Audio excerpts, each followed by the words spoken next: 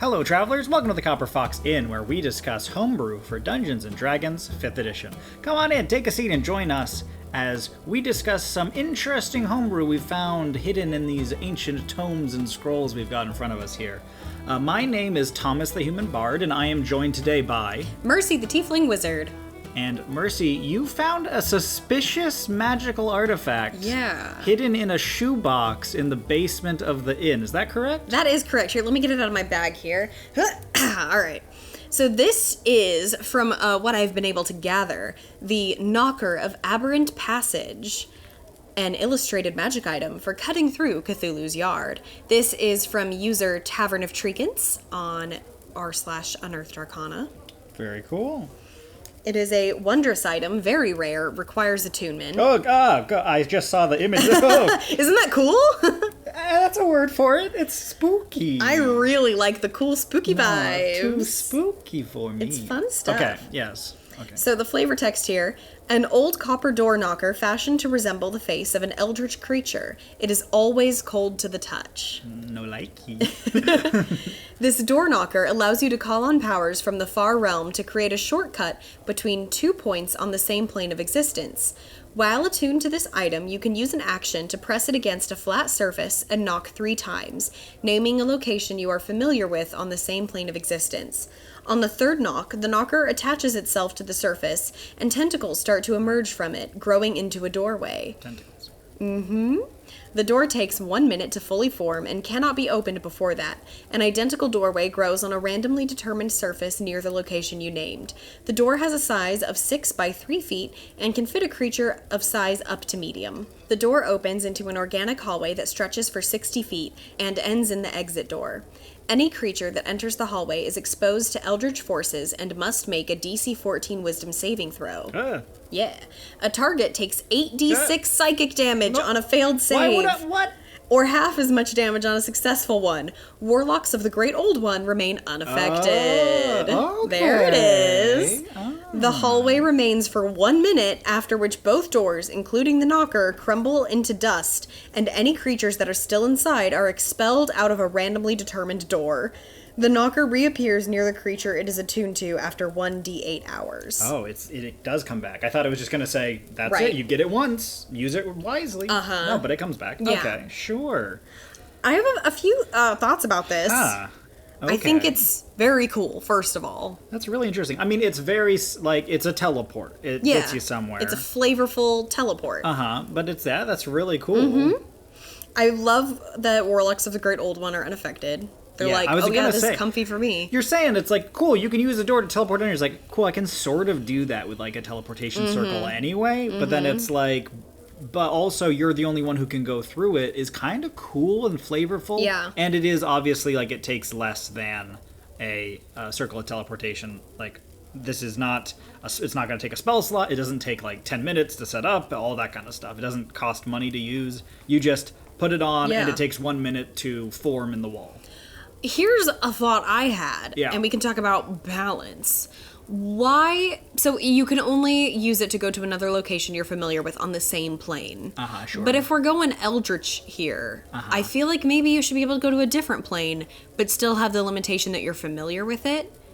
So, it just seems weird to me that it's like this knocker from another plane of existence that's super Lovecraftian, but you can't teleport to other planes with it. Like, it feels like that would be part of the flavor. Well, none of the other planes in D&D are very Lovecraftian. It's the far realm, which isn't its own plane. It's just like beyond the edges of the universe is the far realm. It's the space between spaces kind of a thing. And so unless it could take you there, it wouldn't really make sense for it to take you to like the plane of fire, because like there's no connection that Great Old Ones have to the plane of fire at all. You know what I mean? Yeah, so that's it's just fair. like within your world, you are able to walk the shadows between locations to like get to a place you're not supposed to be through a kind of eldritch means, which I think makes sense. I get what you mean though about it's like it feels like it's this great, powerful, ancient object that can. Like, plane shift is just better than Well, this. that's the thing is I'm just not sure that it's a necessary limitation. Sure. For or like a dimension cube or whatever. Exactly. A cubic gate. Because there are spells and items that would let you go between different planes. That's true. I feel like that would be better for me. I really enjoy that it says that creatures that are still inside are expelled out of a randomly determined door, because it doesn't say near the location where they left from. It's just a door. No, well, one of the two. Does it say that? Yeah. I think it's intending it to be that one of the two doors on either end of the tunnel. But it randomly chooses. Either they get shunted to the place you started from or to the place you ended up, but it's randomly decided. But if I choose to misinterpret this language... To a door in the world? Is that what you're asking? There's rules as written. There's rules as intended. Rules as written. Rules as unintended.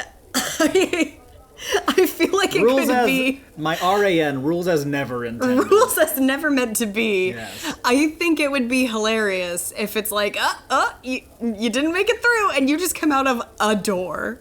Okay. I guess. Somewhere in the world. Puts up the I guess meme. I guess. That would be, that's cool, but that's also more work than any DM ever wants to do. And they're like, okay, I guess I have to make a new continent I guess we're going to be running 2 separate campaigns, one of which is just this guy for the next one. I get that it's not realistic. It meant a door on either end of the tunnel, yeah. But it would be funny if it happened to, like, an NPC. Sure, it would be funny.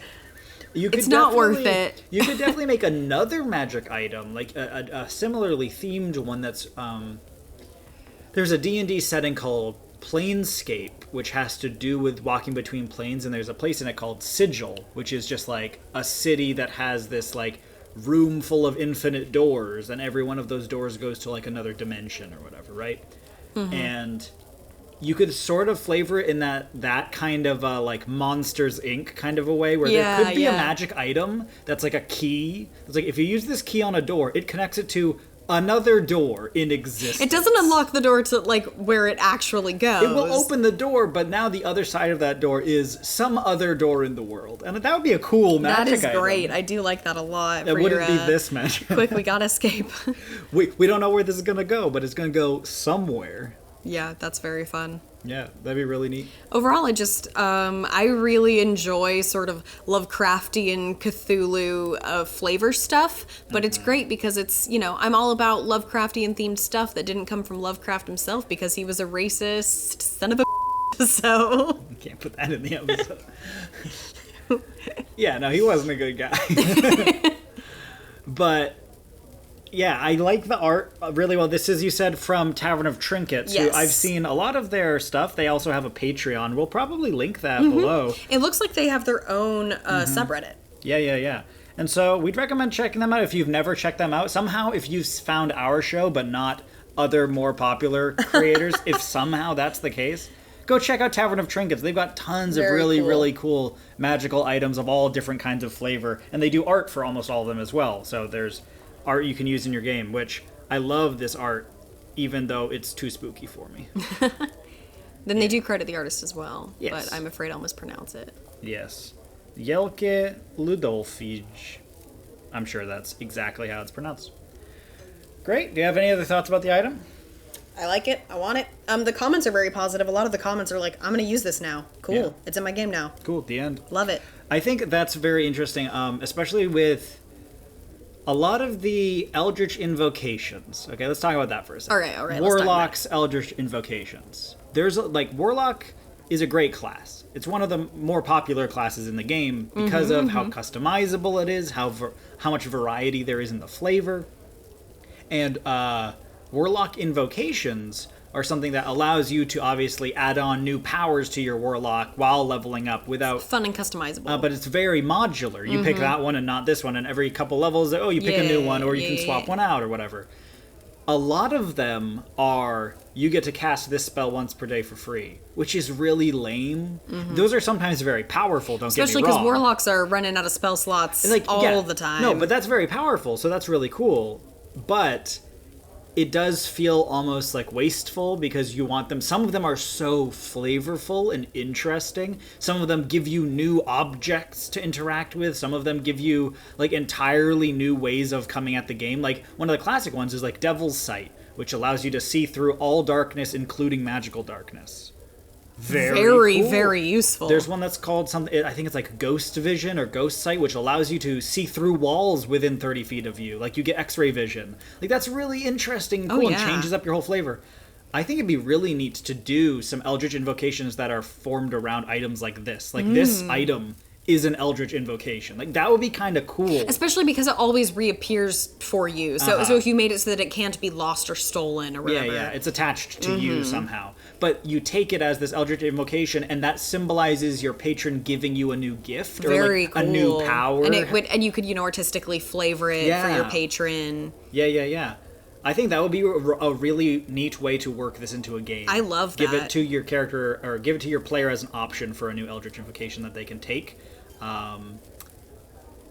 I think that there's a lot of space to be explored there as far as design capabilities and things like this, like saying, why can't an Eldritch invocation be an item you get? I think that's a really cool area to look at if you're going to be designing Warlock stuff. I think that Warlocks are one of the... And maybe this is a hot take that will be controversial, but I personally feel like Warlocks are one of the easier classes to start homebrewing subclasses or invocations or other alternate abilities. Because they're a good class I would already. Say, even from the, what we've seen of it, they're probably the most homebrewed class. That's very possible. They're up there at least, because not only are they so customizable, they're easy to slip a little homebrew into without having to rewrite the whole class. They're also that flavor of the kind of people that they want that. They want some new edgy way to be a servant of Satan, but like in their unique way. Right. They want to be an edgelord. But yeah, I mean, it's already a good, strong, popular class, and it is already so modular that you can homebrew part of it without feeling like you've now dismantled it and have to work from the ground up, which can happen with other classes. Yeah, for sure. Definitely. Great. Well, I think that's where we'll end it there. Yeah. I'm going to put this back in my bag. Oh, yeah. I did hear it whispering to me the entire time. Don't listen too closely. In a dead language. You do not want to listen too closely. That's fine? That's normal? Yes. Cool. Good. I am interested in what you think, listeners, about Warlocks and invocations and how you would feel that kind of design space could play with a magic item like this. So comment below and tell us your thoughts about this item, whether you'd use it in your game, and what you think about that sort of play space for Warlocks, and whether or not they should get things like that, like gifts from their patron that can enhance some of their abilities or give them new ones. Remember to like and subscribe to us, or like the video and subscribe to the channel. Yeah, also like us. Remember to like us and subscribe to the video to get more D&D content, because that helps, I guess, kind of. It motivates us when we see the number go up by 1. We go, oh, that's nice. Yeah, it makes us smile. Also, thank you. We just hit 100 subscribers. Ba-ba-da-bow. So thank you very much. We really appreciate that. Thanks, guys. And gals. Come on. Wow. And non-binary pals. Non-gendered language. Thanks, friends. Yeah. There it is. Yeah, thanks, friends. And we hope to see you guys next. Nah, I just... Damn. And we hope to see you next time. So until then, travelers, keep on adventuring. Bye-bye.